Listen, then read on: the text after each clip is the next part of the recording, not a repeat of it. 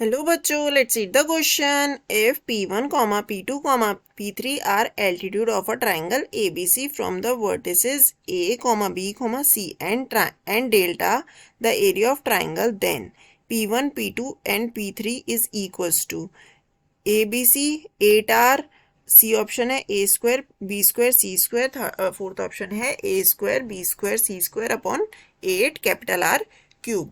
So first we have to write the key concept for this question. So key concept for this question is area of triangle is equals to half base into height. ठीक है, अब हमारे पास question में क्या given है, we have, हमारे पास 3 altitudes given है, मतलब 3 हाइट्स गिवन है। ठीक है, तो हमारा डेल्टा क्या हो जाएगा, अगर फर्स्ट केस की अगर हम बात करें तो P1 है जो वर्टिसेस ए पे है, ए पे मान लेते हैं हम, इसका बेस जो है उसका नाम है हमारा, ये एक ट्राइंगल है ABC, ये हमारे पास एक ट्राइंगल है ABC। ठीक है, एक नॉर्मल ट्राइंगल है, ये हमारा हो जाएगा ए, ये है बी और ये है सी। ठीक है, एक हमारा, हम इसको मान लेते हैं ये हमारी वर्टिसेस है। ठीक है, तो ये हमारी हो गई साइड ए बी और ये सी। तो इसके थ्रू जब हमारा परपेंडिकुलर ड्रॉ होगा तो वो ऐसे ड्रॉ होगा।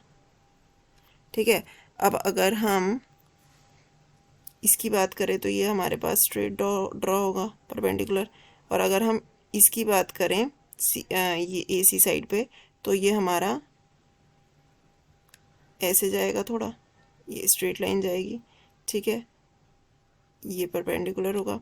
ठीक है, तो इसका ये हमारा हो जाएगा ए वाला जो है ये हो जाएगा P1 और ये हो जाएगा P2 और ये ब्लैक वाला हो जाएगा P3, ये हो जाएगा। तो अब हमारे पास डेल्टा क्या आ जाएगा, डेल्टा पहले केस में आ जाएगा P1 वाले केस में क्या आएगा हमारे पास डेल्टा,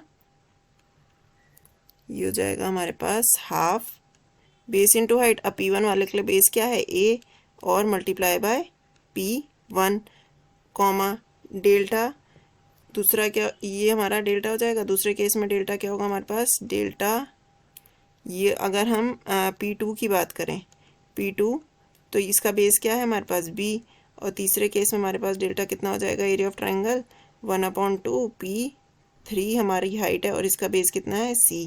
तो इससे हमारे पास P1 P2 P3 की वैल्यू निकाल लेंगे। P1 की वैल्यू क्या आ जाएगी हमारे पास, ये आ जाएगी 2 delta upon A। Similarly P2 is equals to 2 delta upon B and P3 is equals to कितना हो जाएगा, 2 डेल्टा अपॉन C, इसके इक्वल हो जाएगा। अब अगर हम फॉर P1 P2 P3 क्या हो जाएगा हमारे पास, ये हो जाएगा हमारे पास, अगर हम तीनों को मल्टीप्लाई कर देंगे तो ये हो जाएगा ये upon A multiply by 2 delta upon B multiply by 2 delta upon C, ये हो जाएगा। तो इसे हम क्या लिख सकते हैं, 2 2 जा 4 2 जा 8 और ये 3 बार डेल्टा को मल्टीप्लाई करेंगे तो ये हो जाएगा डेल्टा का क्यूब अपॉन ABC। अब हमारे पास क्या होता है, डेल्टा किसके इक्वल होता है, delta is equals to ABC upon 4R in terms of R, और R क्या होता है हमारा, रेडियस ऑफ सरकम सर्कल। ठीक है, तो ये हमारे पास क्या हो जाएगा, R हमारा क्या होता है, रेडियस ऑफ सरकम सर्कल। ठीक है, इन टर्म्स ऑफ R हमारी इसकी वैल्यू ये होती है। ठीक है, तो अगर हम इसे यहाँ पुट करेंगे P1 P2 डॉट P3 हमारे पास कितना हो जाएगा, 8। डेल्टा की जगह अगर हम ये वैल्यू पुट करेंगे तो हमारे पास क्या आ जाएगा, ABC अपॉन 4 कैपिटल R का क्यूब अपॉन ABC। तो ये हमारे पास कितना आ जाएगा, 8, और यहाँ हमारा इसका क्यूब हो जाएगा तो A cube B cube C cube upon ये 4r का क्यूब हम नीचे लेके जा सकते हैं, तो ये हमारे पास कितना हो जाएगा, 4 का क्यूब कितना होता है हमारे पास 64 आर कैपिटल आर का क्यूब, और यहाँ हमारा हो जाएगा ABC।